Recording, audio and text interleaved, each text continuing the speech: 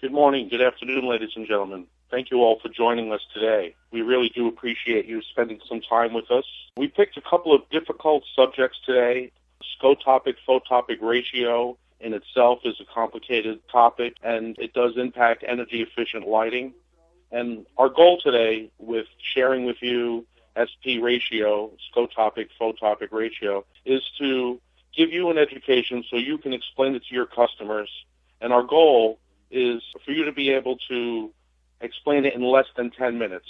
With the information we're going to share with you today, along with a copy of this presentation, you should be able to feel comfortable about talking about SP ratio and how it impacts energy-efficient lighting. And the second half is delivered lumens versus total lumen. Also can be a difficult subject from time to time, but we think that we have broken it down and made it easy for you to explain and for you to understand. Let's begin the first half. Our goal is 10 to 15 minutes to talk about SP ratio and another 10 to 15 minutes to talk about delivered lumens versus total lumens. Starting with scotopic versus photopic ratio. The issue with photopic-scotopic, the issue is that human perception of the lighted environment is driven by both photopic and scotopic vision. But only photopic vision is typically considered when we are measuring light. This is the type of equipment that we use to measure light. MaxLite has several integrating spheres throughout our engineering offices. We have handheld devices. Many of you in the field also have these handheld devices to read foot candles or lux or possibly even lumens in the field. But remember, these meters are only considering the photopic side. Photopic, which is known as daylight or light vision, it affects the cones in the eye. Higher sensitivity and brighter light, peaks in sensitivity towards the red, and as I said, a basis for modern photometry. Scotopic is known for dark or night vision. This affects the rods in the eye. Higher sensitivity and speed in different spectral range. Peak sensitivity towards the blue as opposed to the red. Higher color temperatures, 5,000 Kelvin and above. Now, the human eye is considering all of this, photopic and scotopic, but our modern equipment measuring light is only looking at the photopic. Rods are active in bright light and do contribute to the perception of brightness. And remember, rods are the photopic. Scotopic contributes to improved acuity, but this is not well defined, and we'll talk about why that is. Higher scotopic sources can provide equivalent brightness with lower energy. I have lived this on several large jobs, and it's just undeniable. There's usually a problem, a complexity, whenever we try to mix physics and biology. The physical side of things is very simple, very easy to follow, very well behaved and predictable. The biological side of things, well, it's very subjective, and it's difficult and not well behaved because it's the human eye.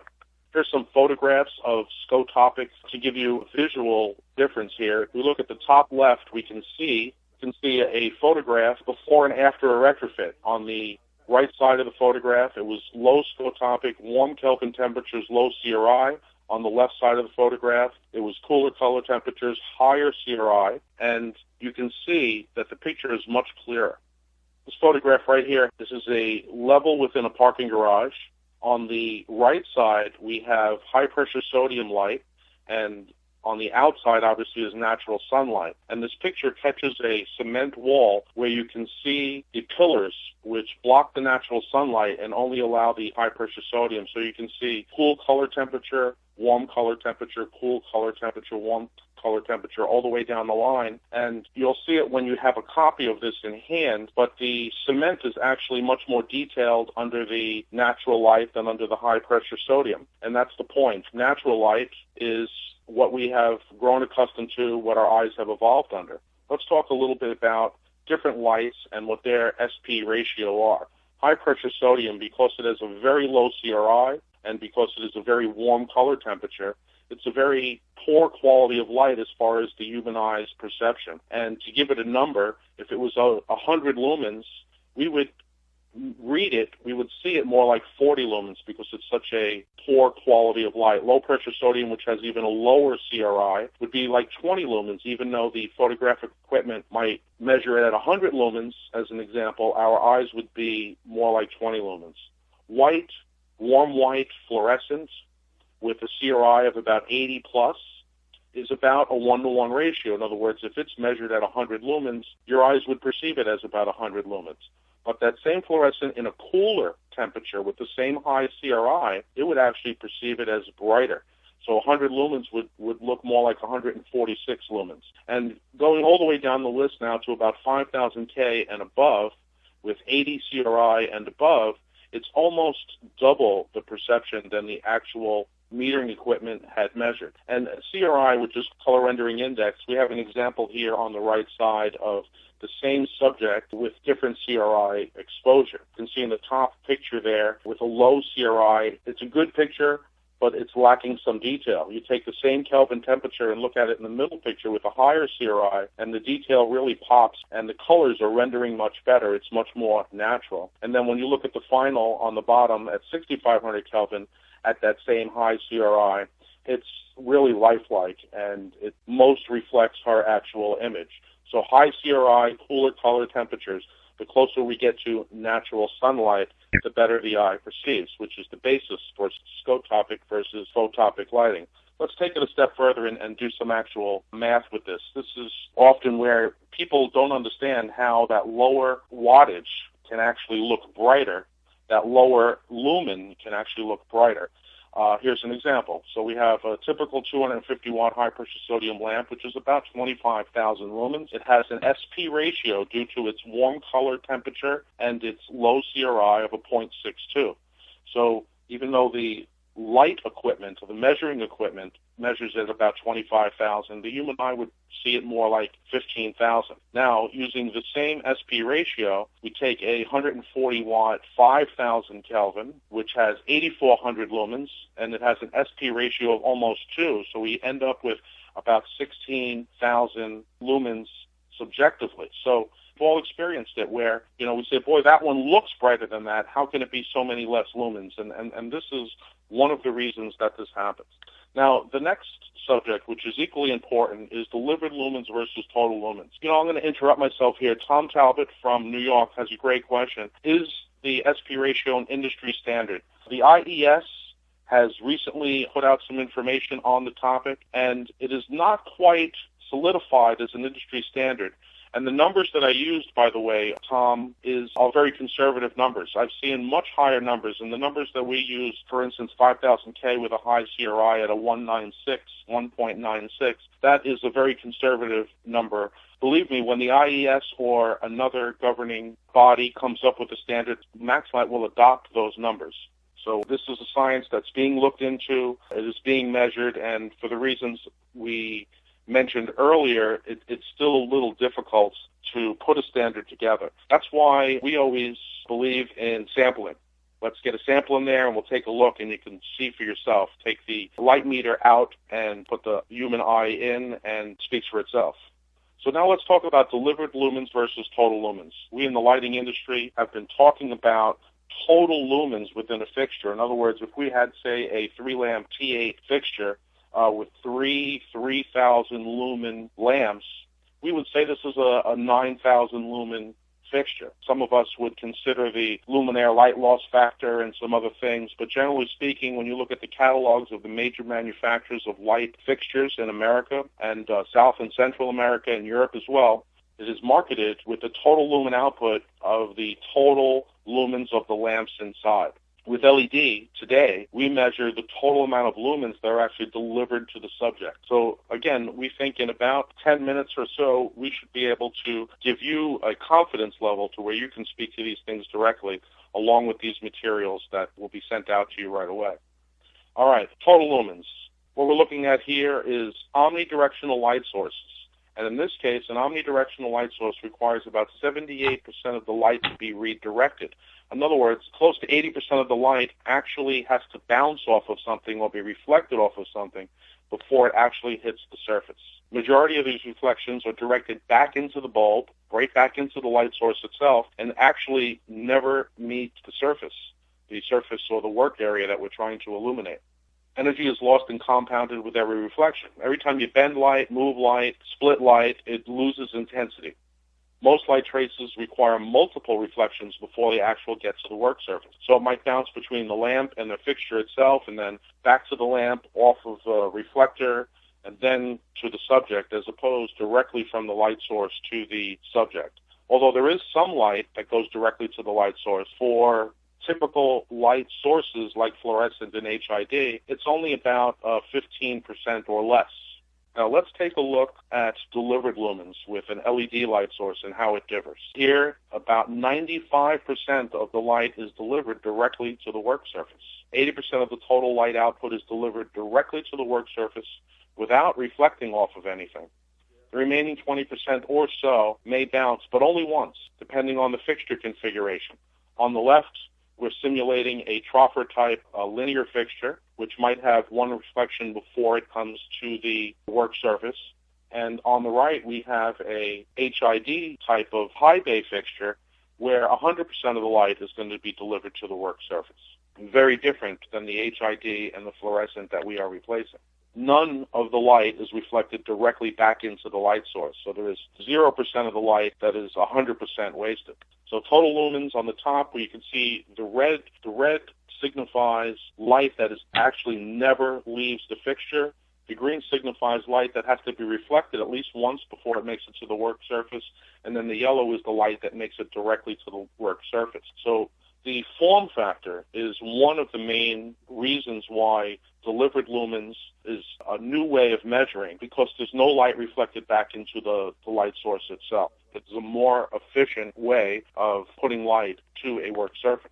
Now, if you want to look at a more efficient way other than foot candles, we can look, as total lumens, we can look at foot candles. Instead of lumen output, the best and most relevant measurement for evaluating LED light fixtures, or any fixture for that matter, and for making accurate comparisons with conventional fixtures, is delivered light. The formal term for measurements of lighting is a luminescence, but roughly speaking, a luminescence is the intensity of light falling on a surface. If the area is measured in square feet, the unit of a luminescence is foot candles. If it's measured in square meters, the unit of a luminescence is flux. We here in the States are using foot candles.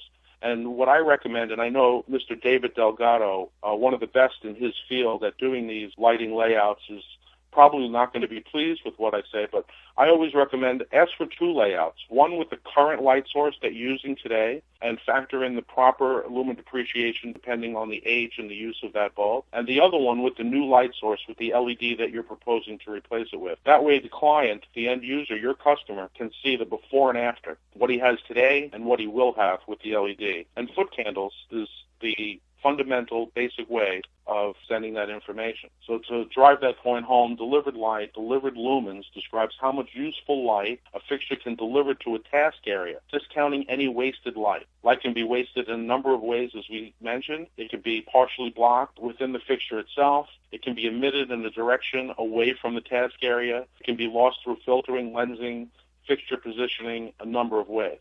A fixture's total lumen output does not account for wasted light. Because LED lighting fixtures are fundamentally directional, LED fixtures typically waste much less light than their conventional counterparts. They deliver more of their total light output to the task area, and they do it more efficiently. An LED light fixture with lower rated lumens may deliver the same or more useful light than a fixture with a higher rated lumen output. Let's look at that a little closer. Traditional fixtures, conventional lighting fixtures are tested using relative photometry method. In relative photometry, luminaires and the lamps used within them are tested separately. This is important to understand, folks. Up until LED, the luminaire was measured one way, and the light bulb, or the light source that goes in the luminaire, was measured another way.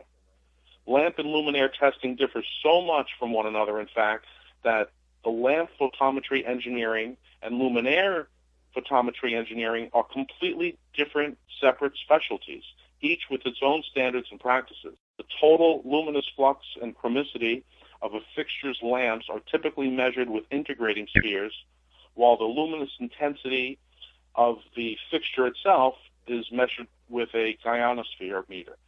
So let's go to the next steps. LED, how they're different. Because LEDs are typically inseparable from the luminaires, in which they act as a light source, relative photometry is completely inappropriate. Measuring the light output of LED fixtures, it has to be done with absolute photometry. The approved procedures and testing conditions for absolute photometry are spelled out in the electrical and photometric measurements of solid-state lighting products publication, an IES publication, LM79. I'm sure you've heard the term. LM79 is the prescribed way to measure an integrated luminaire with an LED light source. In absolute photometry, only fixture lumens are measured and not lamp lumens, because the separate measurement of the LEDs itself, independent of the fixture, is not meaningful. It doesn't mean anything. Fixture efficiency, which compares lamp lumens to fixture lumens, therefore has no meaning with LED lighting fixtures. Folks, this is important to know. The way that we measured fixtures and light bulbs yesterday is completely different than how we measure fixtures with LED light sources today. And it's important for you to have that understanding. Specifiers, designers, distributors, we all need to compare the total lamp lumens of a conventional lighting fixture with the total fixture lumens of an LED fixture. The best way to do that, in my opinion, is to have the lighting layout done by a professional like Mr. David Delgado, who happens to have joined us today. But another way, if you can get your hands on the zonal summary report. For example, we'll take a T2 under-cabinet fluorescent fixture. This report that this fixture has 860 lumens for the two lamps used within the fixture. However, the zonal summary chart reports 575 total fixture lumens. Why? Because the fixture outputs only 66.9% of the total lamp lumens. So 66.9 of 860 is 575 lumens. That means that over 33% of the light produced by this fixture is wasted or lost within the fixture. When comparing a T2 under-cabinet fixture to a LED-based under-cabinet fixture designed for the same application, you should compare the LED-based total lumens with the efficiency-corrected zonal lumen chart of the fluorescent version. So if you can get your hands on the zonal lumen chart, it will actually spell out for you what percentage of the light or the total lumens that light fixture puts out. Now, folks, we promised to keep this at about 20 minutes today. We ran over a little bit, and I apologize for that. We will send you all a link where you can download this presentation, where you can also download a live video of this presentation so that you can share it with others. We know your time is valuable. Our goal is to contribute to your time and to help aid you in your sales.